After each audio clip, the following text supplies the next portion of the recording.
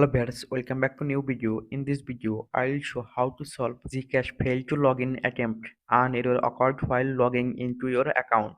Please try again in 1 minute. Let's see how to fix this problem. Turn on flight mode or aeroplane mode. Just few seconds.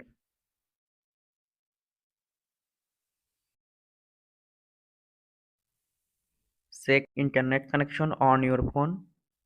Go to Play Store. Click on search bar.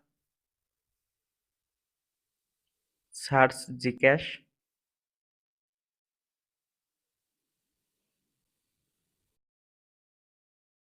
Update Gcash app if available. Play Store. Tap on Hold Gcash. Click on App Info or I button. Tap on Force Stop.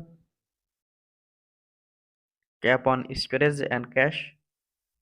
Tap on Clear Storage. Tap on Delete. Hopefully in this way you can solve this problem. Thanks for watching. Don't forget like and subscribe.